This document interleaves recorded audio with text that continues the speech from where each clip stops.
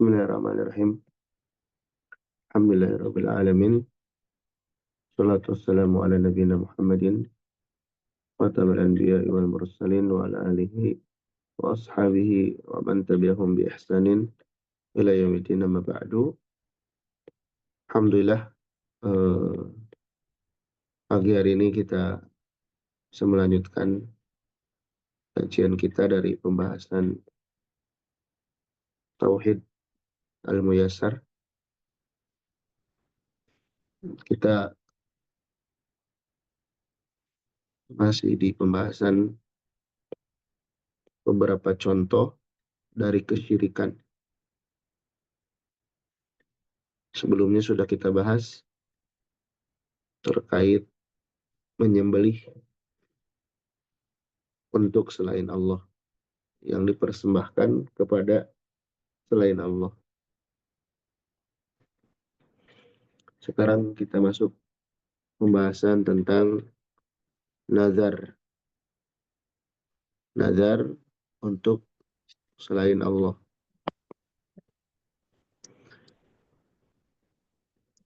Baik, ada yang baca?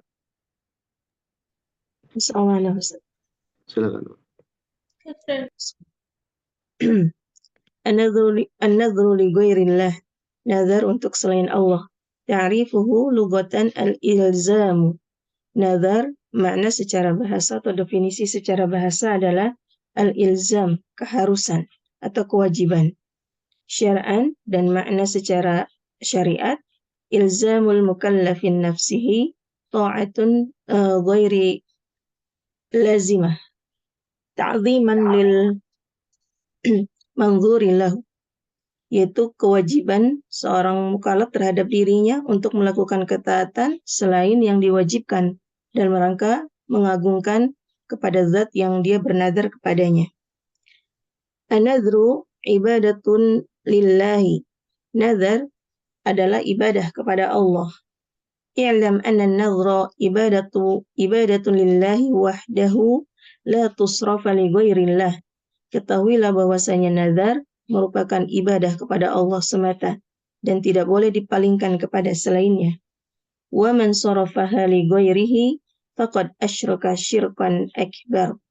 Barang siapa yang memalingkannya kepada selain Allah, maka sungguh ia telah melakukan kesyirikan dengan kesyirikan yang besar.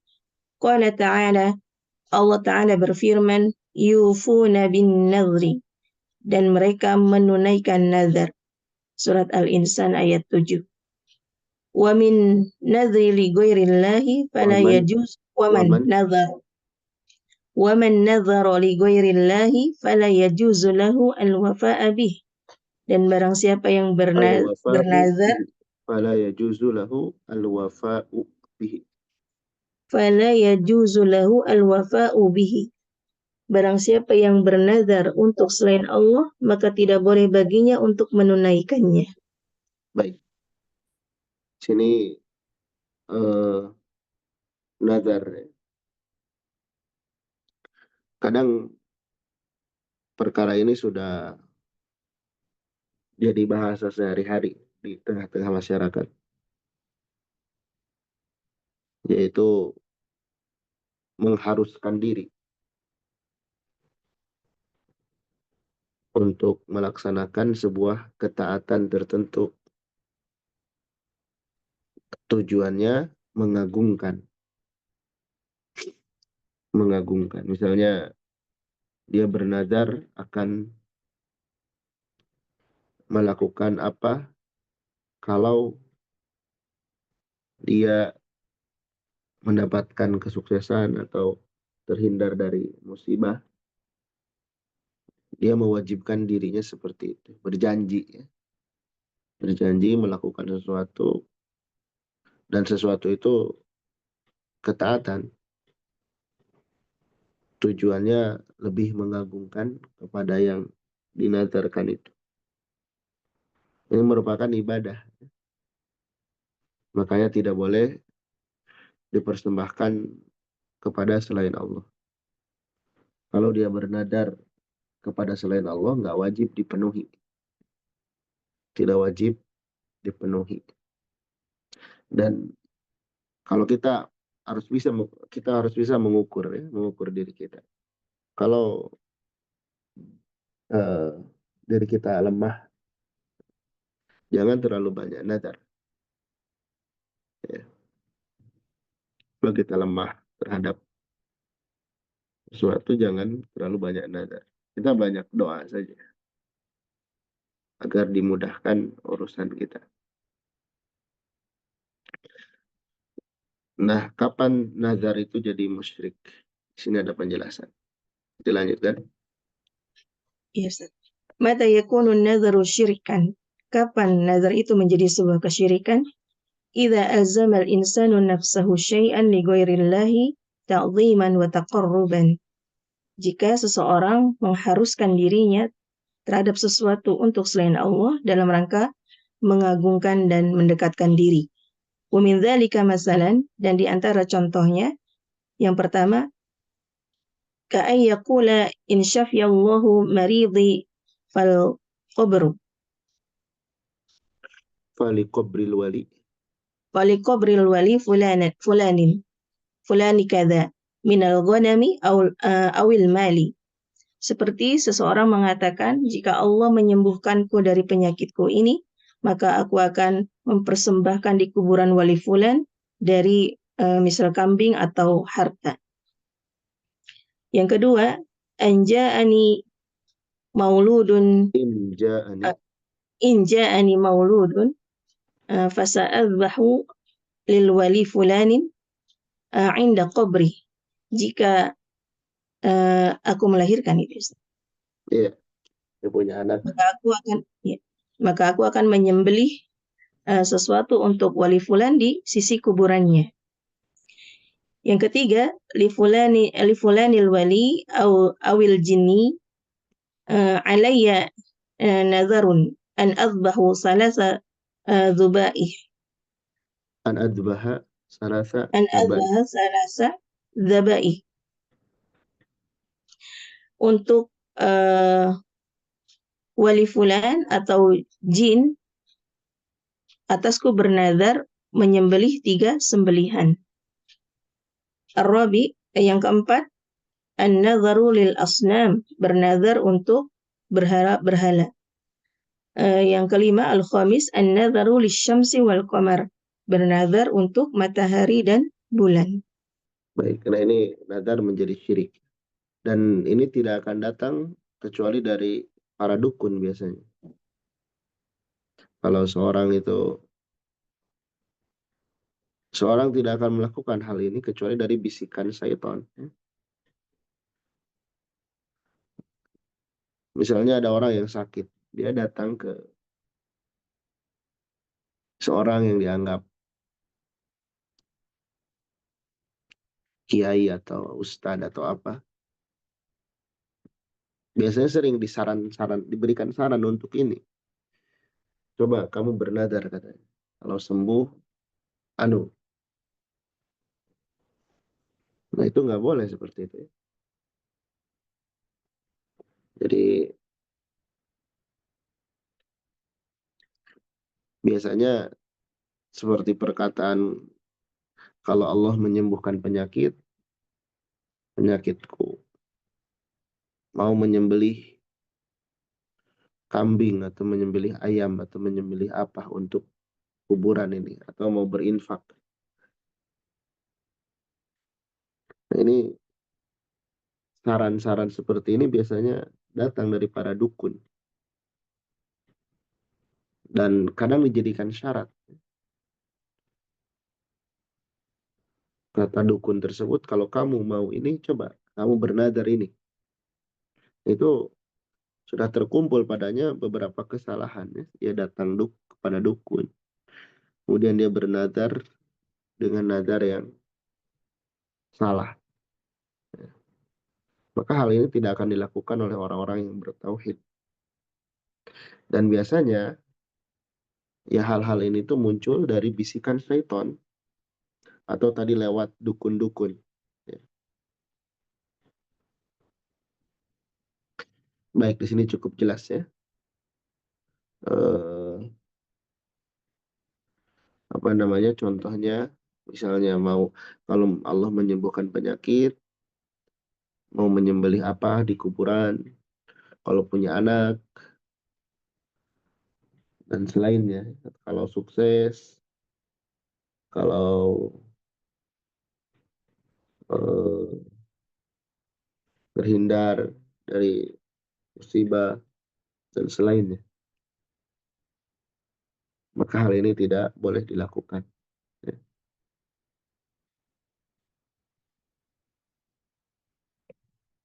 Baik, selanjutnya. Nah itu selesai ya pembahasan nazar. Kalaupun mau nazar ya, misalkan nazar akan melaksanakan saum, akan bersedekah. Nah, itu pun lihat kemampuan diri. Kalau kita lemah, nggak usah kayak gitu ya. Apalagi tadi nazar dengan menyekutukan Allah Subhanahu wa taala. Baik, pembahasan selanjutnya. Al-isti'anatu wal istighosatu wal isti'adzatu. Tentang pembahasan al-isti'anah, al-istighosah, dan al-isti'adzah. Ma'aniha, definisi dari masing-masingnya. Al-isti'anatu talabul auni. Al-isti'anah artinya adalah memohon pertolongan. Al-istighosah talabul ghausi wa huwa kashfus syiddah. Sedangkan al-istighosah adalah memohon perlindungan dan dia adalah maksudnya agar terangkat kesulitan atau tersingkap kesulitan. Al-isti'adzatu talabul iltija dan al-isti'adzah adalah memohon perlindungan. Baik, Wadalilu eh, ini 3 istilah. Isti'anah, istighothah, dan isti'adzah. 3 istilah ini eh, menunjukkan manusia itu lemah. Ya. Manusia itu butuh kepada Allah Subhanahu wa taala dalam kehidupannya. Dalam menjalani kehidupan, manusia itu butuh pertolongan, baik hal yang besar maupun hal yang kecil. Butuh solusi dari kesempitan yang sedang dihadapi. Ini menunjukkan manusia itu lemah. Adapun Allah Subhanahu wa taala dzul quwwatil matin, ya. Zat yang memiliki kekuatan yang kokoh. Di sini kita sadari dalam hidup kita butuh pertolongan, butuh bantuan, butuh perlindungan. Dan yang mampu melakukan hal itu adalah Allah Subhanahu wa taala. Ya, Allah yang maha mampu untuk itu. Wallahu khairun hafidha. Allah sebaik-baik zat yang melindungi, yang menjaga. Kita sadari dulu hal itu. Kalau kita sudah sadari hal itu, yakni dalam kehidupan ini kita eh, lemah, kemudian butuh pertolongan, butuh perlindungan, maka kita kenali zat yang mampu untuk melakukan itu, untuk menolong, melindungi, dan menghilangkan kesedihan. Kalau kita tidak mengenali zat yang mampu terhadap hal itu, maka dikhawatirkan kita meminta tolong, meminta perlindungan kepada yang lain, pada selain Allah. Dan di sini titik eh, pelanggarannya, ya titik pelanggarannya.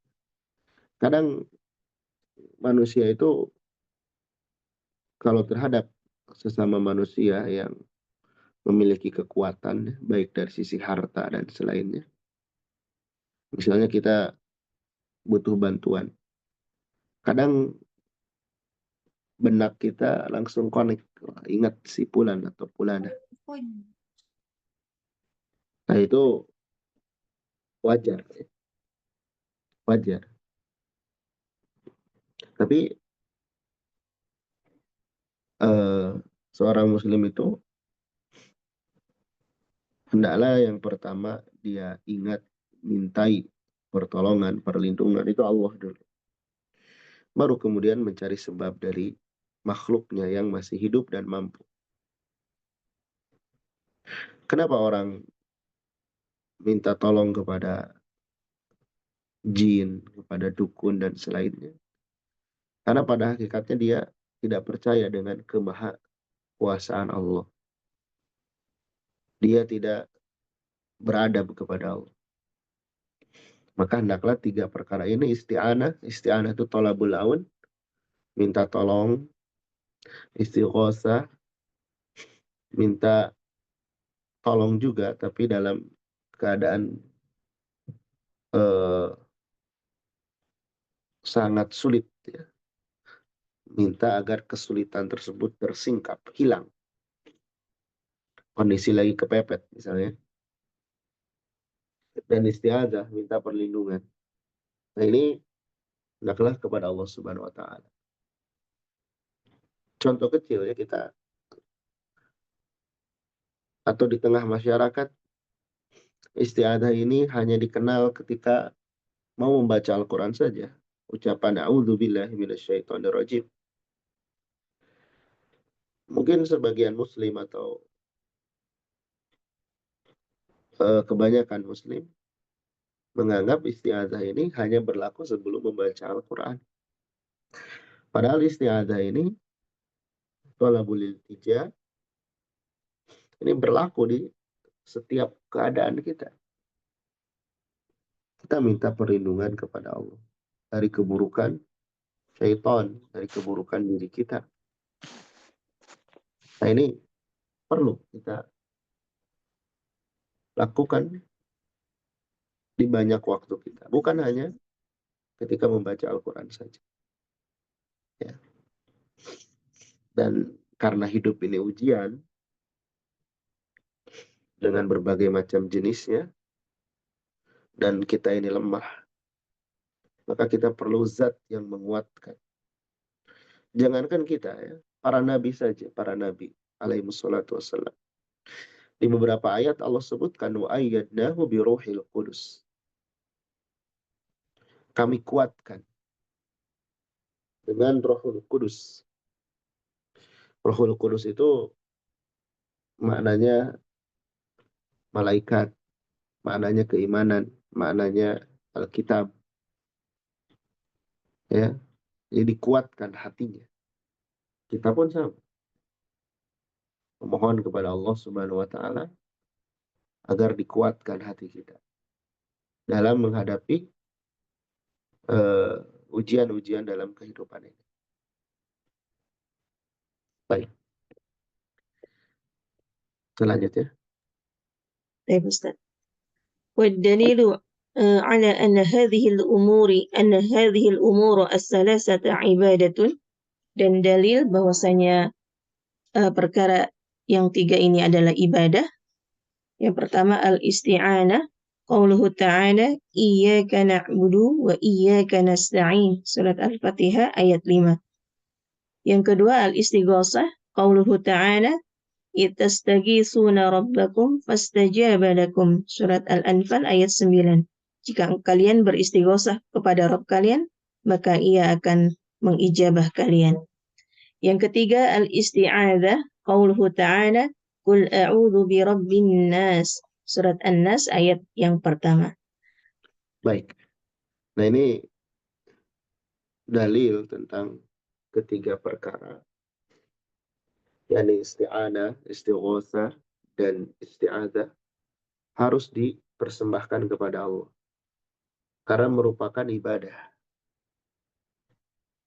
Karena merupakan ibadah. Jadi ketika kita mengalami kesulitan, misalnya butuh bantuan, kita memohon kepada Allah. Ya. Nah, upaya kita meminta tolong kepada Allah itu bagian dari ibadah. Jadi bukan sekedar upaya semata, tapi itu bernilai ibadah. Kita minta tolong kepada Allah, itu bagian dari ibadah. Dapat pahala. Maka dari itu meminta tolong kepada selain Allah berdosa. Allah senang diminta oleh hambanya. Jadi kadang ya tadi kita eh, pengagungan terhadap Allah barangkali dalam hati kita kurang. Memposisikan Allah itu zat yang maha segalanya. Ya. Dan Allah sebutkan di dalam Al-Quran banyak contoh betapa Allah Subhanahu wa Ta'ala mampu menolong hambanya dari kesulitan yang sangat pedih. Tentu dengan berbagai cara yang Allah kehendaki, bukan dengan cara yang kita inginkan, tapi dengan cara yang Allah kehendaki. Baik, di sini dikatakan atau disebutkan isti'anah di antara dalilnya iyyaka na'budu wa iyyaka nasta'in. Hanya kepadamu lah ya Allah kami beribadah dan hanya kepadamu lah kami memohon pertolongan. Ya. Nah di sini didahulukan ya, maf'ulnya. Hanya kepadamu kami beribadah. Tidak dikatakan na'buduka. Tidak disebutkan na'buduka. Tapi didahulukan iyyaka na'budu. Ini kata para ulama mengandung faidah pembatasan. Jadi hanya kepadamu ya Allah kami beribadah. Artinya kami tidak akan beribadah kepada selainmu. Nah ini ikrar setiap kita sholat. Makanya mestinya orang yang merenungkan dari makna-makna ayat surah Al-Fatihah dalam sholatnya, dari ayat ini dia tidak akan berbuat syirik, tidak akan menyembah kepada selain Allah. Ketika ada orang yang menyembah kepada selain Allah, maka dia belum bisa mengamalkan, merealisasikan dari ayat ini. Dia berikrar, iyyaka na'budu, iyyaka na'budu. Hanya kepada engkau lah kami beribadah. Ini harus direalisasikan dalam kehidupan. Ketika dia menyembah kepada selain Allah, maka dia sudah atau tidak paham dengan yang dia ucapkan, berarti tidak bermanfaat ucapan. Karena menyelisihi perbuatannya, perbuatannya menyelisihi ucapannya.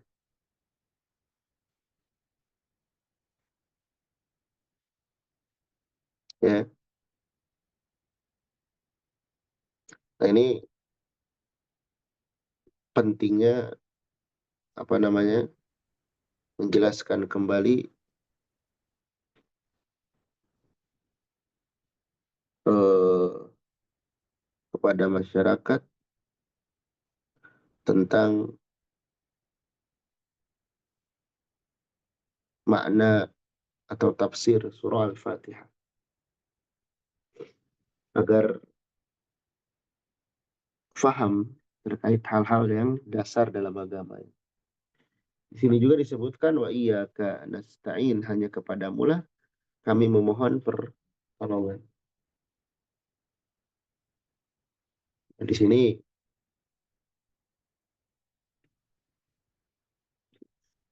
ibadah kemudian pertolongan. Ini sering kita ulangi atau pernah kita sampaikan. Dalam ketika kita melaksanakan ibadah pun perlu pertolongan dari Allah.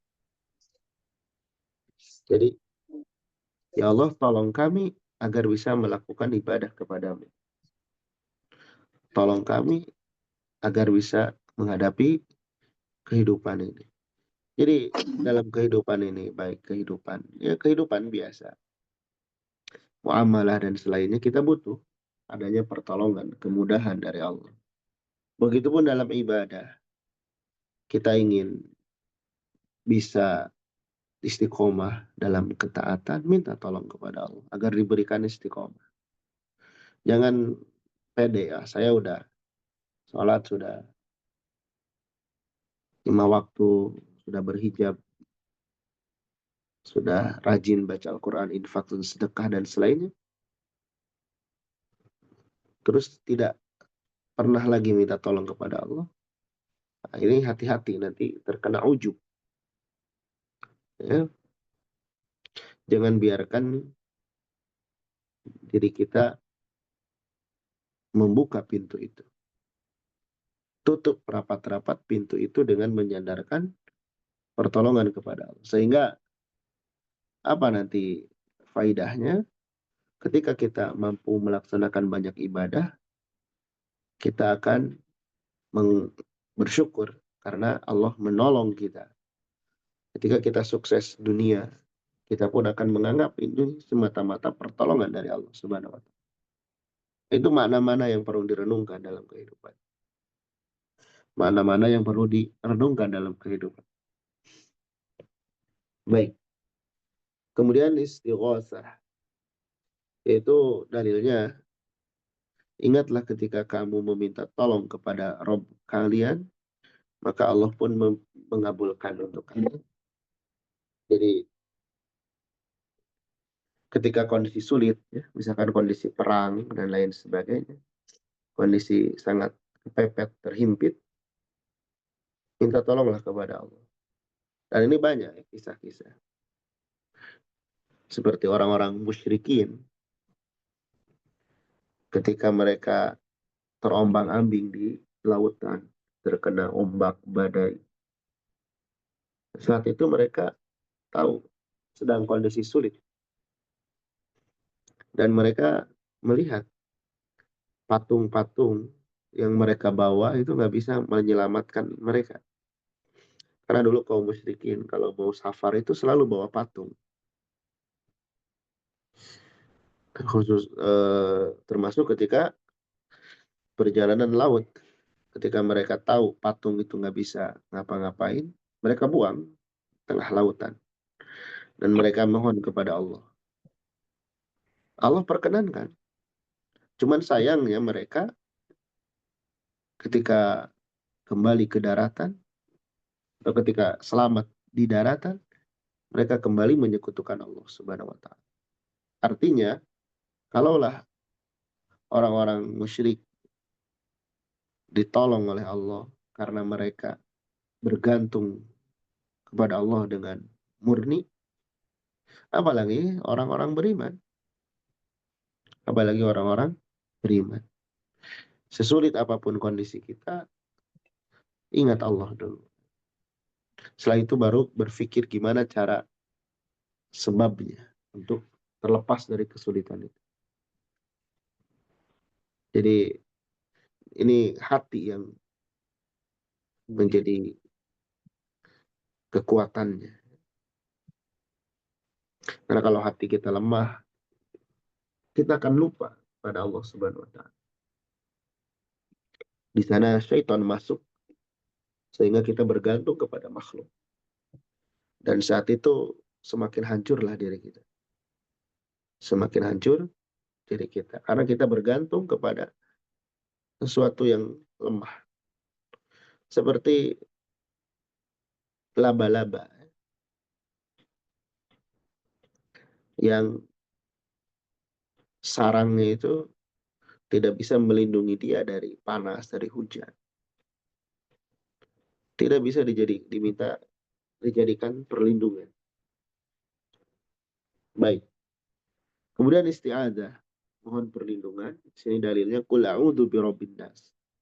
Aku berlindung kepada Rabbnya manusia. Lihat ya.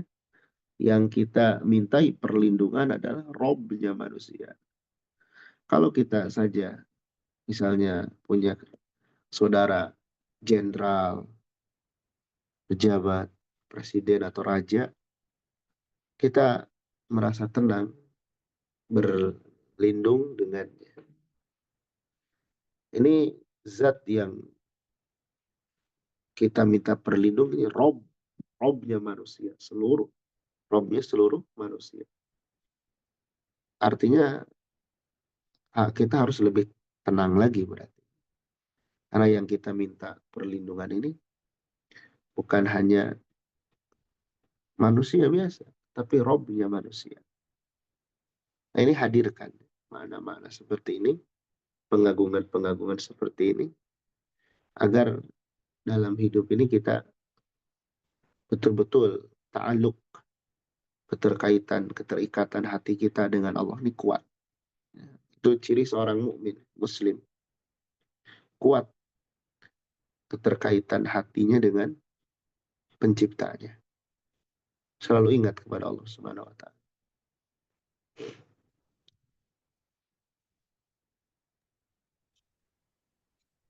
Baik, selanjutnya. Hukmul istigho hukmul isti'anati wal istighosati wal isti'adzati bi ghairillah.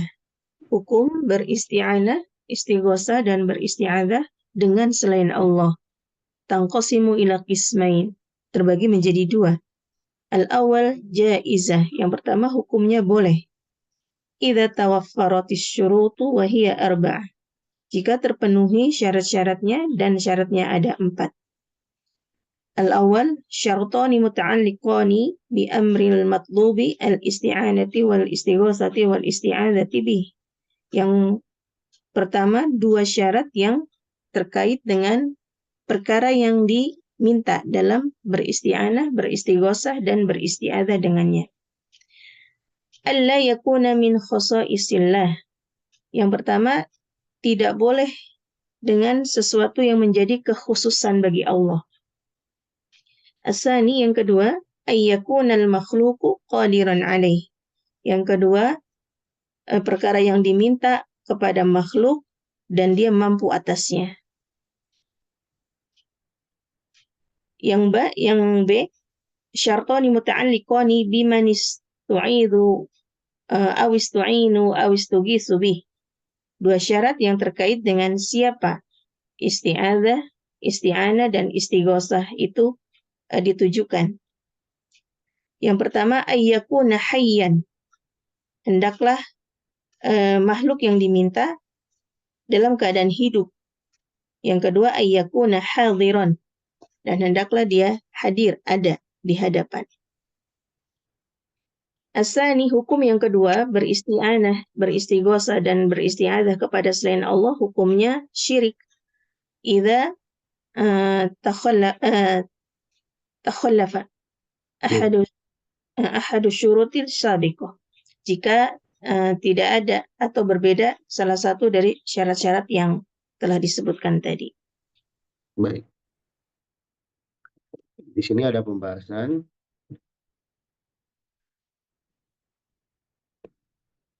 hukum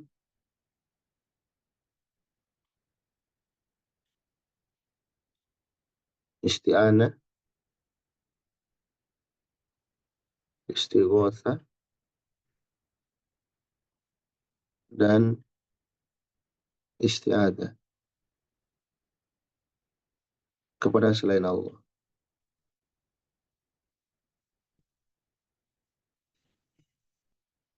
Sini ada dua ya. Pertama boleh.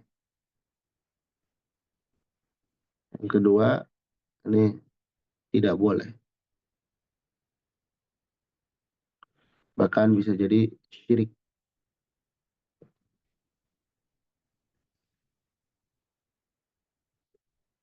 Mana yang boleh, mana yang tidak boleh? Boleh dengan syarat, ini ada syaratnya.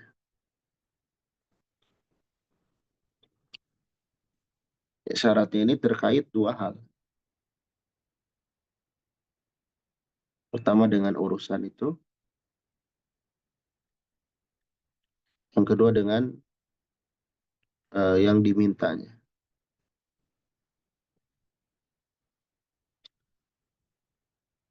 Terkait urusan, ini ada dua. Yang pertama, bukan kekhususan Allah.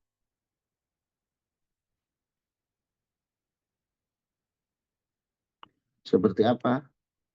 Menghidupkan, mematikan, menyembuhkan, memberikan rizki, menyempitkan. Itu eh, kekhususan Allah. Kalau kekhususan Allah jangan diminta kepada selain Allah. Kemudian eh,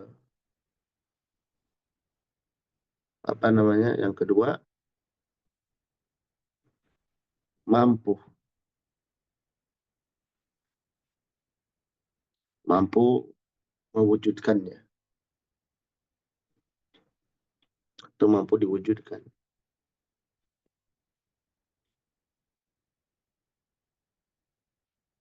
Kemudian syarat yang diminta ini yang pertama masih hidup,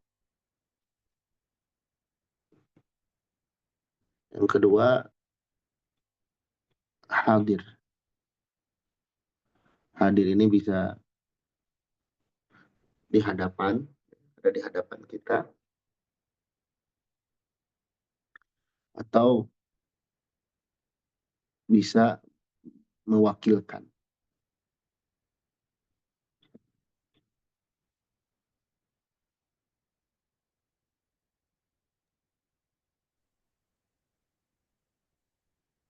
Contoh, kita mau minta tolong ingin sembuh, ingin sembuh dari penyakit. Apakah boleh kita minta tolong kepada dokter? Boleh, tapi tempatkan dokter itu sebagai pelantara. Karena menyembuhkan itu Allah. Kemudian dokter itu masih hidup dan ada. Tapi kalau kita misalkan sakit, minta tolong kesembuhan kepada wali fulan yang sudah mati. Nggak bisa. Ya. Nah, hilang salah satu syaratnya. Atau ingin sembuh ke Kiai Anu, tapi kiainya nggak ada. Kata kiainya, kalau kamu kenapa-napa, sebut nama saya 3 kali. Ini nggak boleh. Itu tidak boleh, karena menyelisihi syarat-syarat yang di atas. Adapun jika syarat-syarat di atas terpenuhi, maka tidak mengapa kita bagian dari ta'awun wa ta'awanu 'alal birri wat taqwa. Ya, kita minta tolong ta'awun dalam kebaikan dan dalam ketakwaan. Itu boleh. Karena ada sebagian orang yang menganggap katanya kenapa minta tolong kepada manusia biasa boleh, tapi kepada Nabi dilarang. Ya, kenapa dilarang kepada Nabi? Karena Nabi sudah mati, sudah wafat beliau. Syarat ininya nggak ada. Terus beliau nggak hadir di tengah-tengah kita. Oh enggak, katanya Nabi kan masih hidup. Para Nabi itu tidak wafat. Dan Nabi itu hadir di dalam diri kita. Nah, ini banyak subhat-subhat itu. Jadi ya kita pakai pakai akal aja. Ya. Misalkan orang yang sudah dikubur, kita bicara Nabi saja Shallallahu Alaihi Wasallam melarang hal tersebut. Ya. Kepada Nabi saja dilarang, apalagi kepada manusia biasa. Walaupun dia dianggap wali dan sebagainya. Nah ini hati-hati ya. Karena subhat-subhat para kuburiyun atau yang senang tawasul kepada orang-orang mati, ngalap berkah dan lain sebagainya. Nah, ini subhat ini belum hilang dalam di kepala mereka. Baik, selanjutnya.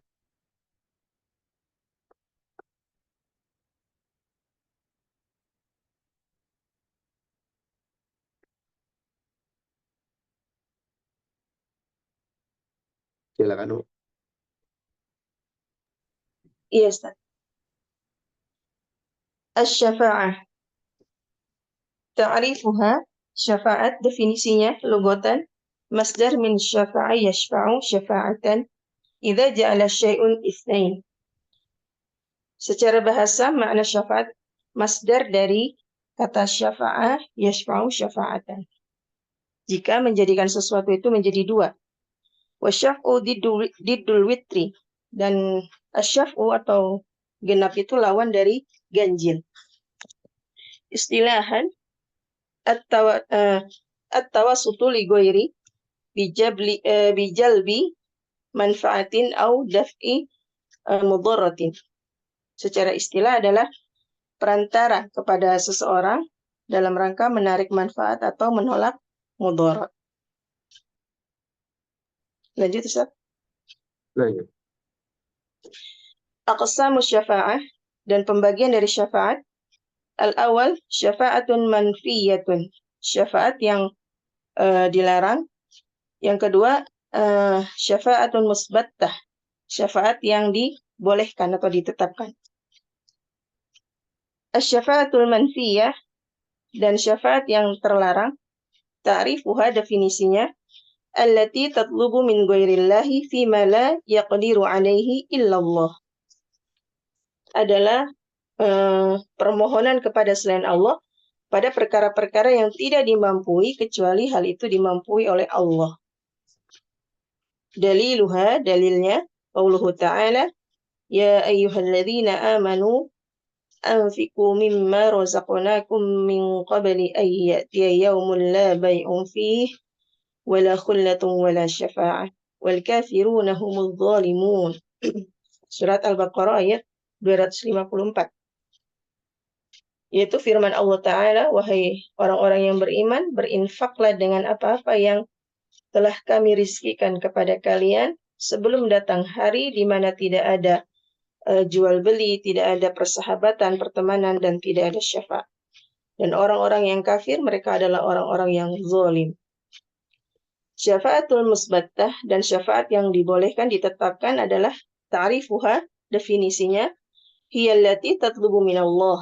Yaitu syafaat yang diminta dari Allah. Syurutuha, syarat-syaratnya, idnullahi lisyafi wa ayyashfa'a. Izin dari Allah untuk orang yang memberi syafaat agar ia bisa memberikan syafaat. Asani ridahu anisyafi wal masyfu'ulah. Yaitu keridhaan Allah terhadap orang yang memberi syafaat dan orang yang diberi syafaat baginya. Daliluha, dalilnya, qauluhu ta'ala, man dzalladzi yashfa'u 'indahu illa bi'idznih. Dan siapa yang memiliki atau bisa memberikan syafaat di sisinya kecuali dengan izin dari Allah. Wa qauluhu ta'ala, wa kam min malakin fis samawati la tughni syafa'atuhum syai'an illa min ba'di an ya'dzana Allahu liman yasha'u wa yarda. Dan berapa banyak dari malak di sini?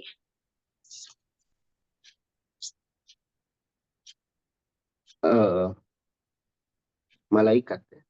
Malaikat ya, Ustaz ya.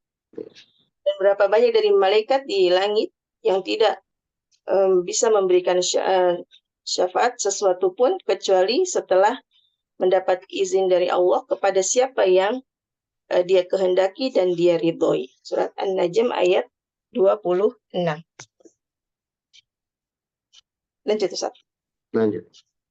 Hukmu talabis syafa'ati minal hayyil qadir. Hukum meminta syafaat kepada zat yang hidup dan mampu. Al-awwal, in talabat minhu amran masyru'an aw mubahan yaqdiru alaih. Yang pertama, jika engkau meminta darinya perkara yang masyru', yang disyariatkan, atau yang mubah, dan dia mampu atasnya. Fajaizun wa huwa min babis syafa'ati wa ta'awani 'alal khairi.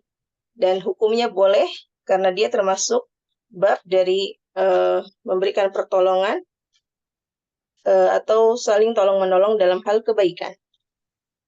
As-sani tatlubu minhu amran la yaqdiru 'alaihi illallah. Yang kedua, meminta darinya perkara yang tidak dimampui kecuali hanya dimampui oleh Allah, Fahadha syirkun. Dan ini merupakan kesyirikan. Baik. Ya, syafaat itu arti asalnya lawan dari ganjil, genap berarti. Itu secara bahasa. Jadi lawan dari ganjil. Adapun secara istilah, syafaat itu adalah perantara. Nah ini ya, perantara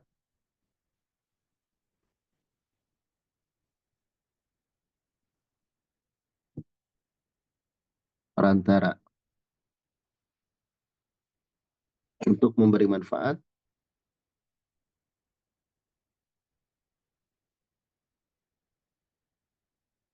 atau menolak bahaya, memberi atau mendatangkan ya.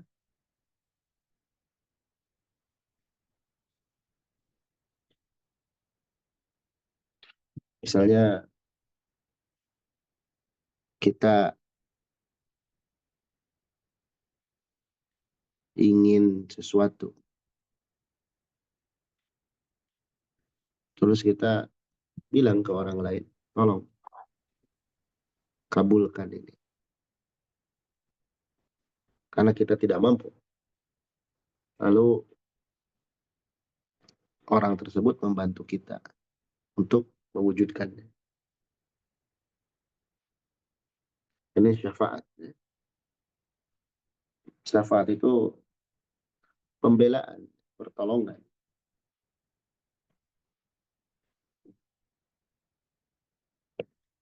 Dan ini berlaku di dunia dan di akhirat.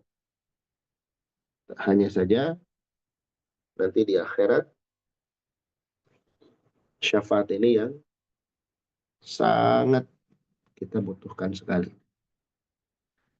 Karena nasib kita di akhirat, pertama kita tidak tahu, lalu di akhirat itu tidak ada yang bisa disembunyikan dari Allah. Beda dengan di dunia.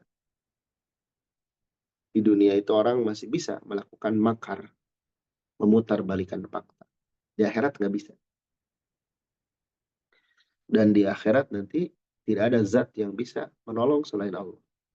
Kalau di dunia, orang jahat mungkin masih ada yang melindungi mereka. Ya, orang jahat masih ada yang melindungi mereka, yang membela mereka. Di akhirat nggak ada. Maka dari itu nanti di akhirat kita sangat butuh. Dan Allah sebutkan beberapa perkara yang nanti di akhirat bisa memberikan syafaat. Ya, selain Nabi Muhammad SAW, ada Al-Quran, ada Saum, ada amal soleh kita. Itu pembela-pembela kita di hadapan Allah.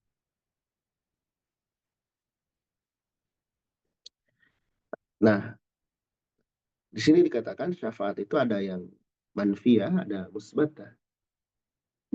Ada yang tertolak, ada yang diterima, ditetapkan. Ya. Yang ditolak yang mana? Itu telabu min ghairillah. Yang dipinta dari selain Allah. Dalam urusan yang tidak dimampu kecuali oleh Allah. Seperti minta nanti diselamatkan kepada minta diselamatkan dari azab kepada patung. Nah, ini nggak bisa. Patung-patung nanti nggak bisa ngapa-ngapain. Ya. Makanya nanti di akhirat ya, di antara yang diharapkan oleh manusia yang paling besar sebelum dia atau selain dia berharap ingin masuk surga, dia ingin selamat dulu. Ingin ada yang menolong dia, menyelamatkan dia. Makanya dalam doa selain Rabbana atina fid dunya hasanah, tidak titik wa qina adzabannar. Lindungi kami dari azab neraka. Karena pengen selamat dulu, ya, pengen selamat. Nanti yang bisa menyelamatkan itu nggak ada selain Allah. Makanya tertolak kalau diminta dari selain Allah. Patung dan lain sebagainya. Para pembesar-pembesar yang di dunia ditaati, itu nggak bisa nolong. Dalilnya, nah ini Allah Subhanahu Wa Taala mengajak orang-orang yang beriman untuk berinfak, ya. Nah, infak, sedekah itu bagian dari amal soleh yang nanti di akhirat bisa menolong kita. Karena di akhirat nanti tidak ada tawar-menawar, tidak ada persahabatan, tidak ada yang menolong. Tidak ada selain amalan kita.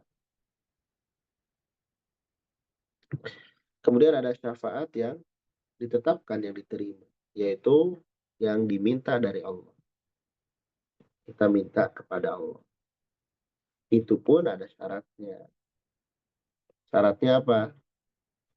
Allah mengizinkan orang yang memberi syafaat dan yang menerima. Kemudian Allah pun ridho kepada pemberi syafaat dan yang menerima syafaat. Taib. Nabi SAW cinta kepada umatnya, sayang kepada umatnya, perhatian kepada umat. Dan Nabi diizinkan oleh Allah, diridhoi oleh Allah. Tinggal kita ini, apakah semua orang atau semua umatnya layak dapat syafaat dari beliau? Tergantung Allah ridho enggak.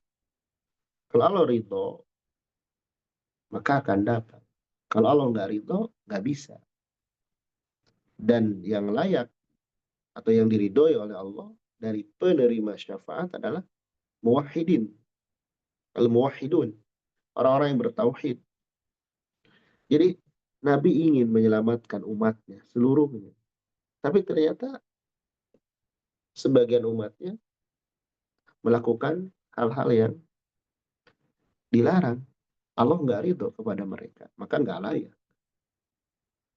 Jadi harus sinkron antara yang memberi dan yang menerima. Nah ini sebagian orang kadang terlalu pede. Nah nanti dapat syafaat dari Nabi. Tenang aja berbuat dosa juga. Bahkan lebih ngawur lagi nanti panutannya, tokohnya akan menolong dia di hari kiamat. Nggak bisa. Ya. Nggak bisa. Nggak sesimpel itu. Jadi kalau kita ingin dapat syafaat, layakkan diri kita. Ya. Di sini dikatakan, tidak ada yang memberikan syafaat di sisi Allah kecuali dengan izin Allah. Dengan izin Allah. Kemudian di sini pun sama. Dengan izin Allah dan Allah ridho. Nah ini izin dan ridho. Ridhonya Allah. Dua hal ini menjadi syarat. Hilang dua hal itu nggak akan dapat. Ya. Kemudian meminta syafaat kepada orang yang hidup ini di dunia. Kita minta tolong ini di dunia. Sama minta tolong. Tolong misalkan ini sampaikan ke orang tersebut. Karena kalau saya yang menyampaikan tidak didengar. Disampaikan. Nah ini bagian dari syafaat namanya. Itu boleh. Kalau di dunia dalam perkara ini. Ya. Perkara yang disyariatkan, yang mubah dan mampu. Adapun yang dosa nggak boleh. Ini boleh dalam bab ta'awun. Dalam bab ta'awun. Adapun dalam urusan dosa tidak. Baik, nanti insya Allah di pertemuan berikutnya, mohon diingatkan, kita akan menjelaskan tentang bentuk-bentuk syafaat. Ya. Bentuk-bentuk syafaat. Nanti ada dikenal syafaatul uzma, dan lain sebagainya. Insya Allah akan kita jelaskan di pertemuan berikutnya. Baik, nah ini hal-hal seperti ini kita kenali, kita renungkan dalam kehidupan, kita pikirkan agar eh, nanti kita bisa menyiapkan untuk menghadapi kehidupan yang lebih panjang di akhirat kelak. Ya. Baik, anak kira eh, cukup ya untuk pagi hari ini. Kurang lebihnya mohon maaf.